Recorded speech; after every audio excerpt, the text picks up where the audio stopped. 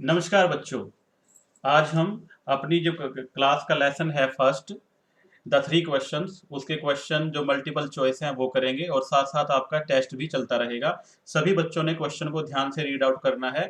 उसके बाद आपको चार ऑप्शन दिए गए हैं, हर एक ऑप्शन को पढ़ना है और उसमें से अपने मन में जो आंसर है उसको सोचना है। उसके बाद मैं आपको राइट आंसर बताऊंगा और आपने चेक करना है कि आपके कितने मार्क्स आए हैं। तो चलिए जल्दी से शुरू करते हैं अपने पहले क्वेश्चन के साथ। The king wanted to know answer to three question. राजा जानना चाहता था अपने तीन प्रश्नों के उत्तर। और वो किस लिए? ए, अवॉइड सक्सेस, अपनी सफलता को रोकने के लिए नहीं। B part is avoid failure, अपनी असफलता को रोकने के लिए। सी पार्ट है बी द वाइजेस्ट किंग, सबसे बुद्धिमान राजा बनने के लिए। D part is the be wealthy, धनवान बनने के लिए। तो बच्चों इसका राइट आंसर है बी पार्ट, अवॉइड फेलियर। राजा जो अपनी असफलता है उसे रोकना चाहता था, उसे दूर करना चाहता था, इसलिए वह जो उसके प्रश्न है उनका उत्तर जानना चाहता था। तो इसका राइट आंसर है अवॉइड फेलियर। इसे आप नोट कर लीजिए, it is your right answer. Now we start with the second question. हमारा जो सेकंड क्वेश्चन है, the king promised a large sum of money to anyone who would answer his. The A part is one question, B part is two question, C part is three questions, D is the four question.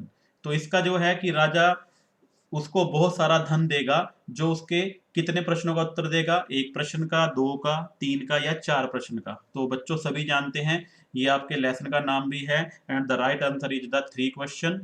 तो राजा जो तीन question है उनके answer जानना चाहता था और उसके लिए ही उसने बहुत सारे धन का इनाम रखा था। Now right your right answer, that is the three question. अब हम चलते हैं तीसरे क्वेश्चन की तरफ। हमारा तीसरा क्वेश्चन है, messengers were sent to throughout the kingdom to. जो संदेशवाहक थे वो पूरे राज्य में भेजे गए थे, किस लिए? जो सी आपका ए पार्ट है, announce a reward for those who could answer the question, उनके लिए इनाम की घोषणा करने के लिए जो राजा के प्रश्नों का उत्तर देंगे। बी है टू लुक वाइज हर्मिट, एक बुद्धिमान संत को ढूंढने के लिए। थर्ड है फेच वाइज मैन, कि किसी समझदार आदमी को खोजने के लिए। Find answer to the questions, और जो उसके प्रश्न थे उनका उत्तर जानने के लिए। तो सभी जानते हैं कि उसने अनाउंसमेंट किस लिए की थी, कि उसे बहुत बड़ा इनाम मिलेगा जो प्रश्नों का उत्तर देगा। तो आपका राइट आंसर होगा announce a reward for those who could answer the questions. तो ये आपका राइट आंसर है, इसे लिख लीजिए बच्चों। इसी के साथ चलते हैं क्वेश्चन नंबर 4 की तरफ। Some wise man advise the king to go to the dash, किसी समझदार आदमी ने राजा को जाने की सलाह दी। कहाँ जाने की? एक्रोबैट्स के पास, मैजिशियंस के पास, रॉयल एस्ट्रोलॉजर के पास, नन ऑफ दीज। तो हम लोग जानते हैं कि उन्होंने कहाँ दी थी, जादूगर के पास जाने की सलाह दी थी और उसको क्या बोलते हैं? मैजिशियन बोलते हैं। That is your right answer. तो इसे नोट कर लीजिए, जो हमारा मैजिशियन है वो राइट आंसर होगा। इसके बाद चलते हैं क्वेश्चन नंबर 5 की तरफ। Some wise man said that the king should have a council of, किसी समझदार आदमी ने कहा कि राजा के पास एक काउंसिल होनी चाहिए। किन की? मिनिस्टर्स की। बी है एस्ट्रोलॉजर्स की। सी पार्ट है वाइज मैन की और डी है ऑल ऑफ दीज। तो जब किसी ने कहा था तो बच्चों वहां पर वाइज मैन है, कहीं कहीं ये ऑल ऑफ दीज भी है, परंतु आप अगर शुरू में पढ़ोगे तो आपको नजर आएगा वहां पर किसी ने सलाह दी थी कि राजा के पास एक सभा होनी चाहिए समझदार बुद्धिमान व्यक्तियों की। तो आप देखना जो आपका शुरू के पैराग्राफ है वहां पर यह है, ये सम वाइज मैन है, आपने इस पे ध्यान देना है कि किसी ने जो राजा की जनता थी उसमें से ही कहा था। तो ये आप क्या आएगा? बुद्धिमान की दी थी, ये राइट आंसर होगा आपका। That is your right answer, इसे लिख लीजिए। क्वेश्चन नंबर 6 की तरफ चलते हैं। The answers to the question were so different the king was, कि जितने भी प्रश्न थे उनके उत्तर इतने अलग अलग दिए गए थे कि राजा सेटिस्फाई था? क्या राजा उससे प्रसन्न था? नहीं। नॉट सेटिस्फाइड, उससे सेटिस्फाइड नहीं था। हिज मिनिस्टर्स, उसके जो मंत्री थे वो। हिज काउंसलर्स, उसके जो सलाहकार थे वो। तो इसका राइट आंसर आप जानते हैं कि राजा जो उसके उस प्रश्नों के उत्तर दिए गए थे उनसे वो सहमत नहीं था, ना उनसे वो प्रसन्न था। तो इसका जो राइट आंसर जाएगा वो बी पार्ट जाएगा, नॉट सेटिस्फाइड। और इसको आप नोट कर लीजिए, that is your right answer. Question number 7 की तरफ चलते हैं। The king decided to seek the advice of, तो राजा ने निश्चय किया खोजने का, किसकी सलाह का? A wise man, astrologer, his ministers, his counsellors. तो उसने जो किसका किया था, जो मतलब उसके जो एस्ट्रोलॉजर थे, उसके मिनिस्टर्स थे या उसके काउंसलर्स थे, या एक बुद्धिमान व्यक्ति का। तो सभी जानते हैं कि वो एक हर्मिट के पास गया था। वो हर्मिट किस लिए प्रसिद्ध था, वो जो फेमस था हर्मिट, वो उसे अपने वाइज होने के लिए था कि he is the wisest person in the country. तो इसका जो राइट आंसर आएगा अवाइज। तो उसने कोशिश की थी ढूंढने की, खोजने की, अवाइज हर्मिट, और वो उसके पास गया भी था। That is your right answer.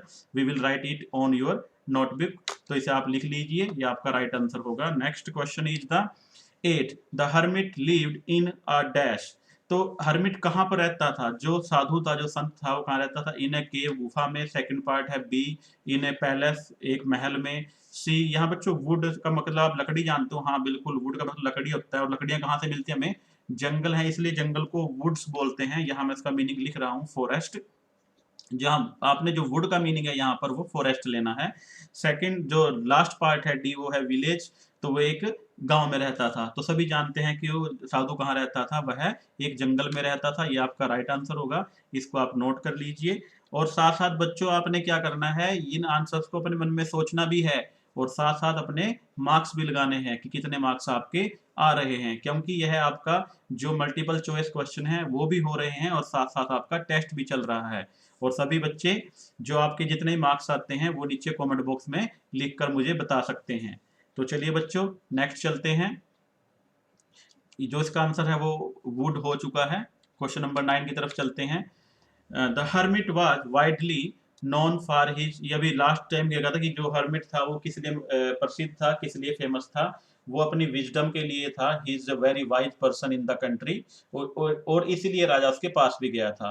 तो इसके चार ऑप्शन है। फर्स्ट ए ऑप्शन है स्ट्रेंथ, शक्ति के लिए। बी विजडम, अपनी बुद्धिमता के लिए। सी इल टेम्पर्ड, कि अपना जो उसका टेम्पर था, बहुत गुस्सैल था वो, इसलिए। डी रूडनेस, रूडनेस मतलब उसका जो व्यवहार था बहुत ही रूड था, तो इसलिए मशहूर था। नहीं नहीं, वो अपनी बुद्धिमत्ता के लिए प्रसिद्ध था। तो इसका राइट आंसर होगा विजडम, और ये आप अपनी नोटबुक पर भी नोट कर लीजिए। चलते हैं जल्दी से क्वेश्चन नंबर 10 की तरफ। The hermit used to see no one but, जो हर्मिट था, जो साधु था, वो किन से मिलना पसंद करता था? द किंग, राजाओं से? ना ना, वो राजा से नहीं। द मिनिस्टर, मंत्रियों से। द रिच, धनवानों से। और डी पार्ट है सिंपल पीपल, जो साधारण लोग हैं उनसे। हाँ बिल्कुल, साधु जो था जंगल में रहता था, और जो बिल्कुल साधारण और बहुत सिंपल पीपल्स होते थे वो उनसे मिलना पसंद करता था। And your answer is D part. D part आपका राइट आंसर है, इसे आप नोट कर लीजिए। और अब चलते हैं बच्चों क्वेश्चन नंबर 11 की तरफ। The king went to the hermit, राजा हर्मिट के पास गया, साधु के पास गया।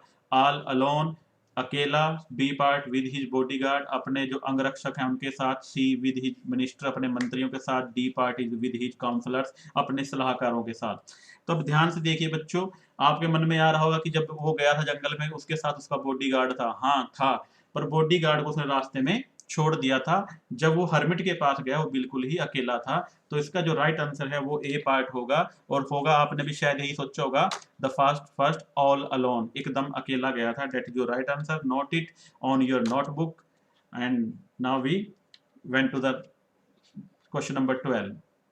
When the king reached the hermit's hut, जब राजा पहुंचा साधु की कुटिया में। ही सा द हर्मिट, तो उसने साधु को देखा। डैश, क्या करते हुए?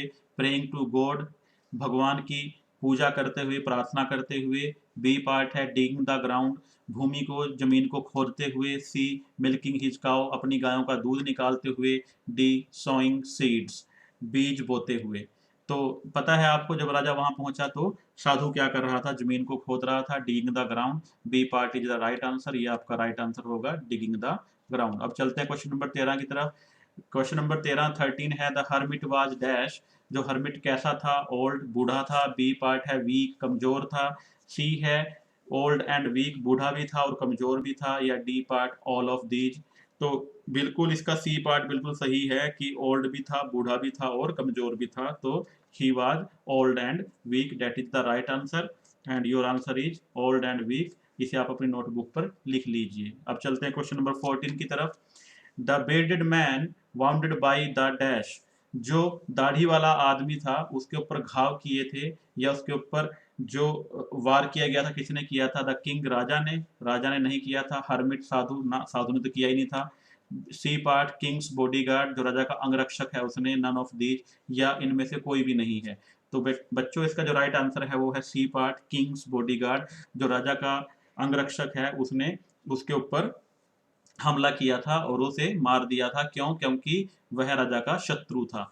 तो ये इसका राइट आंसर है और इसे आप लिख लीजिएगा। अब चलते हैं क्वेश्चन नंबर 15 की तरफ। The bearded man was wanted to kill dash, जो दाढ़ी वाला आदमी था वो किसे मारना चाहता था? ए द हर्मिट, साधु को, बी द किंग, राजा को, सी द किंग्स बॉडीगार्ड, राजा के अंगरक्षक को, डी पार्ट है द किंग्स मिनिस्टर, राजा के मंत्री को। तो आप जानते हैं अच्छी तरह कि वो जो राजा है उसको मारना चाहता था, इसलिए जो उसके अंगरक्षक जो किंग्स बॉडीगार्ड है उसने उसे अपनी तलवार से मारने की कोशिश की। तो आपका राइट आंसर है द किंग। तो इसे आप नोट कर लीजिए। और बच्चों मैंने जैसे कहा था, साथ साथ आप इसके आंसर मन में सोचते भी रहिए कि आपके कितने क्वेश्चंस ठीक जा रहे हैं। और क्योंकि मैं इसका मीनिंग भी आपको साथ साथ बता रहा हूँ, तो इस आशा करता हूँ आपको ये जो प्रश्न है अच्छे से समझ में आ रहे होंगे। तो चलिए चलते हैं क्वेश्चन नंबर 16 की तरफ। क्वेश्चन नंबर 16 है, the king promise to send the wounded man, राजा ने वादा किया भेजने का जो जख्मी आदमी था। कहाँ पर? राजा ने उसे कहाँ भेजने का वादा किया था? टू ए हिज सर्वेंट्स, अपने जो सेवक हैं उनके पास, हिज ऑन डॉक्टर, अपने वैद्य के पास, अपने डॉक्टर के पास, and C part his servants as his own doctor, अपने सेवकों और अपने डॉक्टर के पास भेजने का। D part the king ministers, राजा के मंत्रियों के पास। तो आप जानते हैं कि उसने कहा किया था his servants and his own doctor, अपने सेवकों और अपने डॉक्टर के पास भेजने का किया था, क्योंकि वो जख्मी था और उसे इलाज की बहुत ही आवश्यकता थी। तो क्वेश्चन नंबर 17 चलते हैं। क्वेश्चन नंबर 17 है आपका, according to the hermit the most important time is, साधु के अनुसार कि सबसे महत्वपूर्ण समय कौन सा है? सबसे महत्वपूर्ण समय कौन सा है? नाउ, अब, जो अभी चल रहा है। बी पार्ट है इसका पार्ट, कि पार्ट थोड़ा, या फ्यूचर का। ये सॉरी बच्चों, ये गलत लिखा गया मेरे से यहाँ, ये पार्ट नहीं है, पास्ट है। पास्ट मतलब भूतकाल की, जो समय अभी है वर्तमान काल का है या पास्ट भूतकाल का है। फ्यूचर जो भविष्य काल है, या अर्ली मॉर्निंग सुबह जल्दी उठना। तो बच्चों सभी जानते हैं सबसे महत्वपूर्ण समय अब का है। जब आप ये वीडियो देख रहे हो, अब आप इस वीडियो में से क्या सीखेंगे वो सबसे महत्वपूर्ण है। तो इसलिए जो समय वर्तमान में है हम उसका किस प्रकार से प्रयोग करते हैं वो अधिक महत्वपूर्ण है। तो जो समय अभी चल रहा है वही महत्वपूर्ण है। और जो साधु है उसने भी यही इसका उत्तर दिया था। तो इसका आंसर है नाउ। नाउ इज द वर्तमान समय जो चल रहा है। तो इस आंसर को आप अपनी नोटबुक पे लिख लीजिए। और इसी के साथ हमारे पास जो इसके मल्टीपल चॉइस क्वेश्चन थे वो हमने कर लिए हैं। और बच्चों आप सभी ने क्वेश्चन अपनी नोटबुक पे नोट भी कर ले हैं और इनको रीड आउट भी करना है, ताकि आप इसके जो आंसर्स हैं उनको अच्छे से जान पाएं। और आपने कितने मार्क्स लिए आप मुझे कमेंट बॉक्स में लिख के बता सकते हो। और आगे हम इसके लिए जो आपका दूसरे क्वेश्चन आंसर और नेक्स्ट पार्ट है वो लेके आएंगे। और सभी बच्चों का धन्यवाद and have a nice day. Thank you very much.